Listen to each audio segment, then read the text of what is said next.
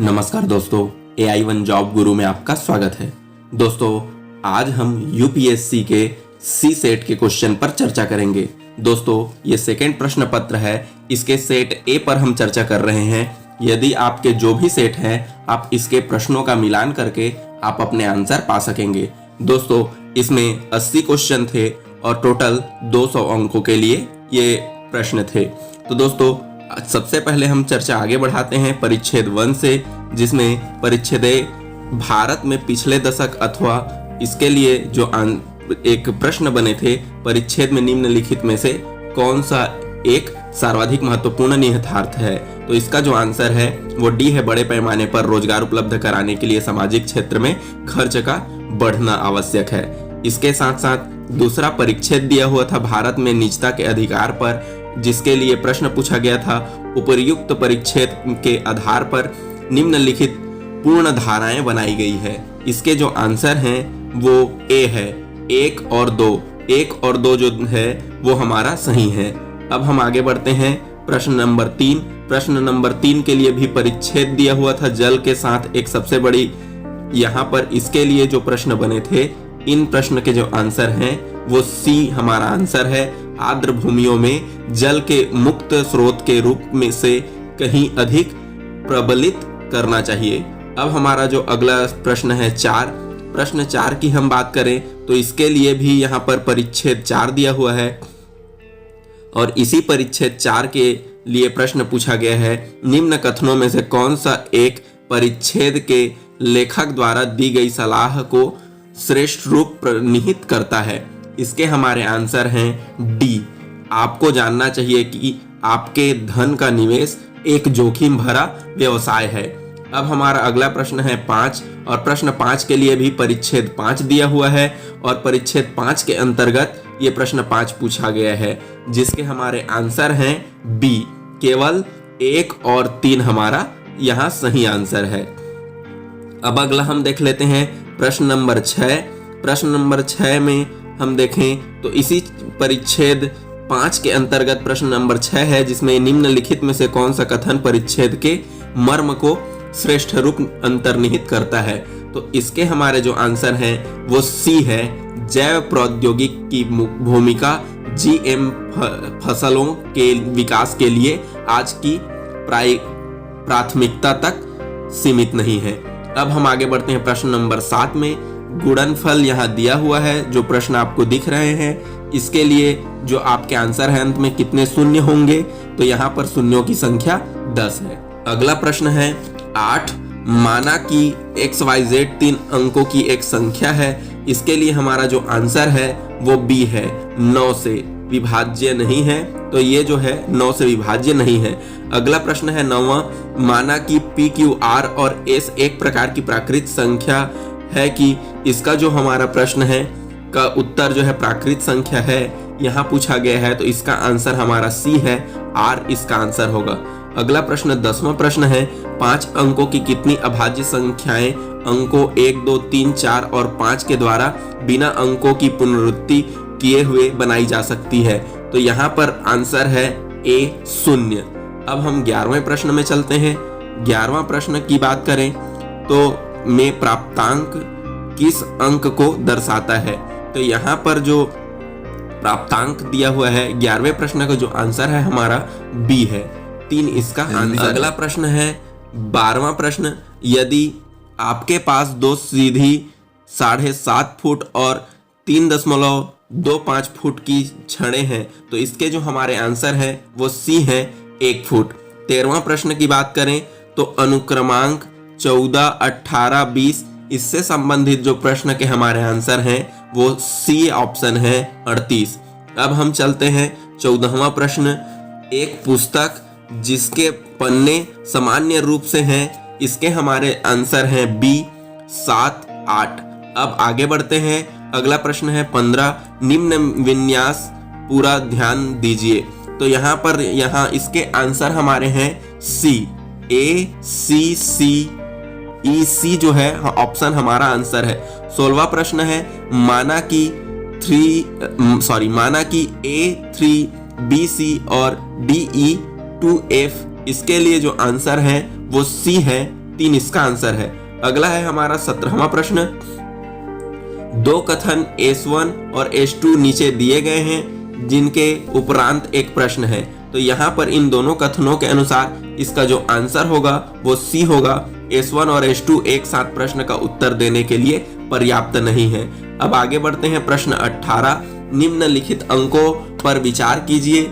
इसके आंसर की बात करें तो प्रयुक्त जो सारणी में x का मान क्या है, इसका आंसर है A 7.8 इसका आंसर होगा। अब हम आगे बढ़ते हैं 19वां प्रश्न। एक परिवार की 2 पीढ़ियों के 6 सदस्यों, इससे संबंधित प्रश्न के जो आंसर हैं वो D हैं, उपर्युक्त में से कोई नहीं। अब आगे बढ़ते हैं प्रश्न 20। यदि किसी विशेष वर्ष में 12 जनवरी को रविवार है तो निम्नलिखित में से कौन सा कथन सही है? इसका आंसर है C 12 जुलाई को रविवार है यदि वर्ष एक अधिवर्ष है। अब आगे बढ़ते हैं 21। इसके लिए एक परिच्छेद दिया हुआ है और इस परिच्छेद के बाद हमारा जो 21वां प्रश्न है, इसका हमारा जो आंसर होगा वो होगा D। केवल 3 इसके सही आंसर है। घरेलू निजी निवेश को सशक्त बनाने वाली नीतियां अपनाई जानी चाहिए। अब अगला जो हमारा प्रश्न है, इसके लिए भी एक परिच्छेद दिया हुआ है और इस परिच्छेद के बाद इसके एक प्रश्न दिए हुए हैं। इस 22वें प्रश्न का हमारा जो आंसर है, उस प्रश्न का आंसर A है। 1 और 2 सही है। तो अब हम अगला बढ़ते हैं प्रश्न नंबर 23 में। प्रश्न नंबर 23 इसी परिच्छेद से प्रश्न पूछे गए हैं और इसका भी आंसर जो है हमारा A है। केवल 1 इसका सही आंसर है। अब हम आगे बढ़ते हैं। इसके बाद परिच्छेद 4 दिए हुए हैं और इसी परिच्छेद 4 के आधार पर यह 24वां प्रश्न पूछा गया है, जिसका आंसर है B। शहरी स्थानीय निकाय हमारे शहरों की जल आवश्यकताओं को पूर्ण करने के लिए पर्याप्त रूप से दक्ष नहीं है। अब अगला प्रश्न है हमारा इसी के अंतर्गत 25वां प्रश्न, जिसका आंसर है B केवल 2। अब हम आगे बढ़ते हैं 26वां प्रश्न। 26वें प्रश्न के लिए यहाँ पर हम देख रहे हैं एक परिच्छेद 5 पूछा गया है और इसी के अंतर्गत ये 26वां प्रश्न है। 26वां प्रश्न की हम बात कर रहे हैं, इसका हमारा आंसर है B, जिसका आंसर है 2 और 4। 2 और 4 जो है ये पूर्ण वैध है। अब हम आगे बढ़ते हैं अगले प्रश्न 27वां प्रश्न। इसमें इसके आंसर जो है हमारे C है। कृषि में लोक निवेश की तुलना में निजी निवेश को प्राथमिकता दी जानी चाहिए। अब हम आगे बढ़ते हैं 28वां प्रश्न। 28वां प्रश्न 4 संख्याओं PQR और S के संबंध में 2 कथन। तो इससे संबंधित जो हमारे प्रश्न है, इसके आंसर है हमारा C। दोनों कथन S1 और S2 एक साथ प्रश्न का उत्तर देने के लिए पर्याप्त हैं, किंतु अकेला S1 और न ही अकेला S2 प्रश्न का उत्तर देने के लिए पर्याप्त है। आगे अब हम बढ़ते हैं प्रश्न नंबर 29 में। 2 कथन S1 और S2 से संबंधित इसमें प्रश्न है। इसके आंसर हमारे D है। S1 और S2 एक साथ प्रश्न का उत्तर देने के लिए पर्याप्त नहीं है। अब हमारा प्रश्न है 30। 2 संख्याओं के संबंध में 2 कथन S1 और S2 नीचे दिए गए हैं और उनके उपरांत एक प्रश्न दिया है। तो इसके लिए जो हमारे आंसर है वो C है। दोनों कथन S1 और S2 एक साथ प्रश्न का उत्तर देने के लिए पर्याप्त हैं, किंतु ना तो अकेला S1 और ना ही अकेला S2 प्रश्न का उत्तर देने के लिए पर्याप्त है। आगे बढ़ते हैं 31वां प्रश्न। एक व्यक्ति अपने घर के पीछे से सीधे 25 मीटर, इससे संबंधित जो प्रश्न है, इसका आंसर है D उत्तर पश्चिम। अगला है 32वां प्रश्न। नीचे 2 कथन दिए गए हैं, इसके बाद हमको आंसर लेना है। इसके जो आंसर है वो आंसर है A। केवल निष्कर्ष 1 जो है इसका सही आंसर को दर्शा रहा है। अब हम देखते हैं अगला प्रश्न। अगला प्रश्न है हमारा 33वां प्रश्न। नीचे 2 कथन दिए गए हैं जिनके बाद 2 निष्कर्ष दिए गए हैं। इससे संबंधित, इस कथन से संबंधित प्रश्न के जो उत्तर है वो है हमारा C। ना तो निष्कर्ष 1 और ना ही निष्कर्ष 2। तो अगला हम आगे बढ़ते हैं 34वां प्रश्न। निम्नलिखित संख्याओं के अनुक्रम पर विचार कीजिए, जिसके हमारे आंसर है B। 6 इसके आंसर होंगे। अब हम आगे बढ़ते हैं 35वां प्रश्न। लड़कों की एक पंक्ति में A बाएं छोर से 16वें स्थान पर इस प्रश्न के उत्तर हमारे बी होंगे। 41 इसका आंसर है। 36वां प्रश्न है 3 कथनों S1, S2 और S3 नीचे दिए गए हैं। इसके बाद जो हमारे प्रश्न पूछे गए हैं, इस प्रश्न के हमारे आंसर होंगे डी, S1 और S3 एकमात्र प्रश्न का उत्तर देने के लिए पर्याप्त है। अब आगे बढ़ते हैं 37वां प्रश्न। 37वें प्रश्न 1 और 100 के मध्य कितनी ऐसी पूर्ण संख्याएं हैं जिनमें एक अंक 4 है लेकिन ये 4 से विभाज्य नहीं है। तो इसकी बात करें तो ये सी इसका आंसर है जो है 12। अब बढ़ते हैं 38वां प्रश्न। ये माना कि दो धातुओं के घनों P और Q, इससे संबंधित जो प्रश्न है इसके आंसर A है, U = 4V। अब हम बढ़ते हैं आगे 39वां प्रश्न। एक शिक्षक और 3 छात्रों से संबंधित जो प्रश्न है इसके आंसर B है। 30 वर्ष इसके आंसर होंगे। अगला है 40वां। एक व्यक्ति ने एक कार खरीदी और 3 लाख में बेच दी। इससे संबंधित प्रश्न के आंसर डी है, 3,75,000। अब हम आगे बढ़ते हैं। अगले प्रश्न के लिए फिर से एक परिच्छेद दिए हुए हैं। इसके लिए प्रश्न पूछा गया है 41वां प्रश्न, जिसका आंसर है डी, किसी समांगी खाद्य स्रोत पर निर्भर होना वांछनीय नहीं है। अगला है फिर से हमको एक परिच्छेद दिया है 42वें प्रश्न के लिए, और इस 42वें प्रश्न के जो आंसर हैं हमारे वो सी है, केवल एक। यहाँ पर जो केवल एक जो कथन है ये हमारा सही है। अब हम आगे चलते हैं 43वां प्रश्न, जिसके लिए फिर से एक परिच्छेद दिया हुआ है और इसके अंतर्गत ये प्रश्न नंबर 43 पूछा गया है, जिसका आंसर हमारा है 43वें प्रश्न का आंसर है डी, केवल 1 और 4 इसके आंसर हैं, 1 और 4। अब हम आगे बढ़ते हैं 44वें प्रश्न के लिए फिर से एक परिच्छेद है, जिसके लिए आपको यहाँ प्रश्न 44 पूछा गया है और इसके भी आंसर डी हैं। 1, 2 और 3 इसके सही आंसर हैं। अब हम चलते हैं 45वें प्रश्न में। 45वें प्रश्न के लिए फिर से एक परिच्छेद दिया हुआ है यहाँ पर, और इस परिच्छेद के बाद हमारा 45वां प्रश्न पूछा गया है इस परिच्छेद से संबंधित। इसके लिए कौन से ऑप्शन सही है, तो इसके आंसर ए सही है। ऑप्शन ए जो है ये हमारा सही आंसर है 45 प्रश्न के लिए। अब अगला प्रश्न है 46वां। इसके प्रश्न जो है ये पिछले परिच्छेद के आधार पर बनाए गए हैं और इसके लिए जो हमारा आंसर है वो आंसर डी है, ना तो 1 और ना तो 2।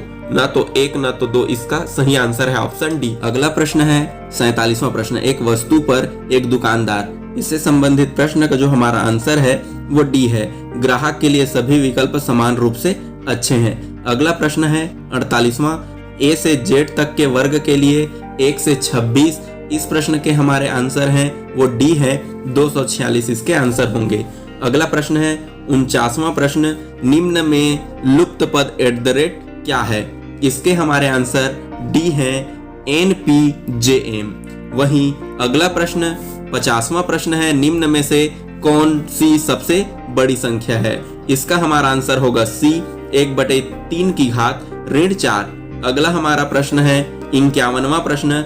अधिकतम लंबाई x क्या होगी, इन प्रश्नों के उत्तर जो होंगे वो डी है, 1 सही 3/4 मीटर।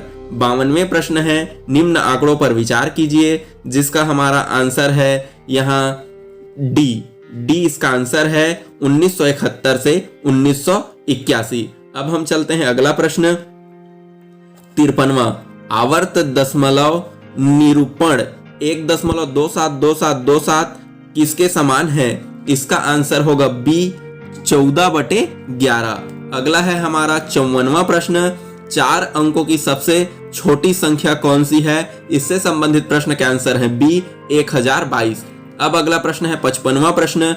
एक शहर की वयस्क समष्टि में 40% पुरुष, और इससे संबंधित प्रश्न के जो आंसर हैं वो सी है, 34 सही 2/7%। अब हमारा अगला प्रश्न है 56वां प्रश्न।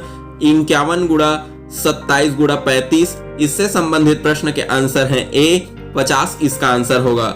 अगला प्रश्न है 57वां प्रश्न, 2500 रुपए की एक धनराशि को एक्स वाई और जेड में, इससे संबंधित प्रश्न के आंसर हमारे सी है 400 रुपए, इसका आंसर होगा। अगला है 58वां प्रश्न, n के किस मान के लिए संख्या 10 की घात n+1, इससे संबंधित प्रश्न का आंसर बी है किसी पूर्ण संख्या ना n के लिए। अब हम आगे बढ़ते हैं 59वां प्रश्न। 59वें प्रश्न की बात करें, एक कक्षा में 3 समूह ए, बी और सी है, इससे संबंधित प्रश्न के आंसर है हमारा सी, यह वही रहेगा। अब हम चलते हैं 60वां प्रश्न, 50 रुपए मूल्य वर्गों, 50 रुपए, 100 रुपए, 200 रुपए, 500 रुपए, इससे संबंधित जो प्रश्न है इसका आंसर होगा डी, 10 इसका आंसर है। अब है 61वां प्रश्न, इसके लिए एक परिच्छेद दिया हुआ है और इसी परिच्छेद पर 61वां प्रश्न बना है जिसका आंसर है हमारा सी, भारत में बैंकों की असफलता से निपटने के लिए संस्थागत प्रक्रिया नहीं है।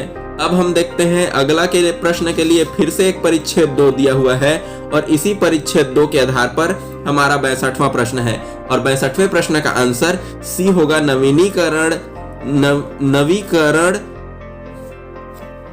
सी। 62वें प्रश्न का आंसर सी होगा, नवीकरणीय संसाधनों को बहुत जल्दी बाजार में लाना महंगा हो सकता है। वहीं इसी के संदर्भ में 63वां प्रश्न है और 63वें प्रश्न का आंसर हमारा डी है, ना तो 1 और ना ही 2। अगला हमारा है 64वां प्रश्न और 64वें प्रश्न के लिए फिर से एक परिच्छेद दिया है और इसी के आधार पर 64वां प्रश्न है जिसका हमारा आंसर है बी, केवल 2 इसका सही आंसर है।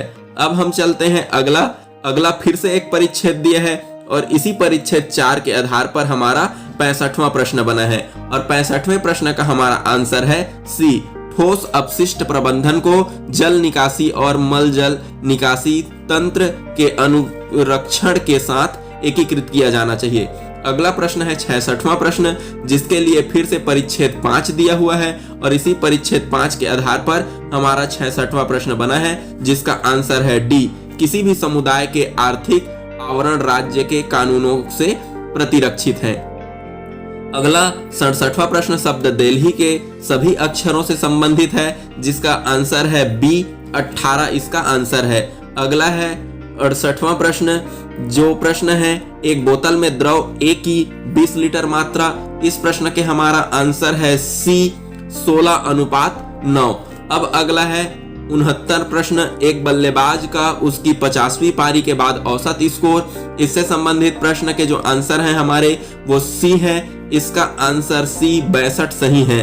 अब हम देखते हैं 70वां, चावल के प्रति किलो मूल्य की में 25% की वृद्धि के, इस प्रश्न के हमारे आंसर हैं बी, 40 रुपए इसका सही आंसर होगा। अगला प्रश्न है 71वां, एक व्यक्ति एक्स किसी वर्ष का 20%, इससे संबंधित प्रश्न के आंसर ए सही है, 6 इसका सही आंसर है। अगला है हमारा 72वां प्रश्न, एक कार v किलोमीटर प्रति आवर की औसत चाल, इससे संबंधित जो प्रश्न है इसके सही आंसर है बी, v और 2v किलोमीटर प्रति आवर के बीच रहती है। अगला प्रश्न है 73वां प्रश्न, निम्नलिखित कथनों पर विचार कीजिए। इस कथन पर विचार करने के बाद इसके जो आंसर हैं वो बी सही आंसर है, केवल 2 इसका सही आंसर होगा। अब है 74वां प्रश्न, एक व्यक्ति को धारा की उल्टी दिशा में जाने की अपेक्षा, इस प्रश्न के हमारे जो आंसर हैं वो डी सही आंसर हैं, 3:1। अब हम आगे बढ़ते हैं 75वां प्रश्न। 75वें प्रश्न की बात करें तो प्राकृतिक संस्थाओं के ऐसे कितने युग्म हैं, इस प्रश्न के हमारे आंसर ए सही है, 3 इसका सही आंसर है। वहीं 76वां प्रश्न, यदि भिन्न 2/3, 3/4, 4/5 और 5/6 के अंश और हर, इससे संबंधित प्रश्न के जो हमारे आंसर हैं वो डी है, 5/6। वहीं अगला जो हमारा प्रश्न है 77वां, एक अंक n ग्रेटर देन 3 भाज्य है, इससे संबंधित प्रश्न के आंसर जो है वो हमारे डी आंसर सही है, 3n+1। अगला हमारा प्रश्न है 78वां प्रश्न, यदि 1 लीटर पानी का भार 1 kg है तो कितने घन मिलीमीटर पानी का भार 0.1 ग्राम होगा। तो इसका जो हमारा आंसर है वो सी सही आंसर है। और अगला हम देखते हैं 79 प्रश्न। पानी में भरे हुए एक बर्तन का भार 40 किलोग्राम है। इससे संबंधित प्रश्न के आंसर ए सही है 10 किलोग्राम। अब हम देखते हैं 80 प्रश्न नंबर, जो अंतिम प्रश्न है। एक मेढक फिसलन वाली दीवार वाले 4.5 मीटर गहरे सूखे कुएं से बाहर आने, इससे संबंधित प्रश्न के जो आंसर बी सही आंसर है 29 इसका सही आंसर है। तो दोस्तों इस प्रकार हमने 1 से लेके 80 तक के सभी प्रश्नों के आंसर देखा। यदि किसी प्रश्नों में डाउट है तो उसको आप हमें कमेंट से पूछ सकते हैं। अगर सुधार योग्य होगा तो हम उसे सुधार करेंगे, फर्स्ट कमेंट में उसका आंसर दे देंगे। तो दोस्तों इसी प्रकार सभी जॉब वैकेंसी के लेटेस्ट अपडेट के लिए हमारे चैनल को सब्सक्राइब करें। धन्यवाद। जय हिंद, जय भारत।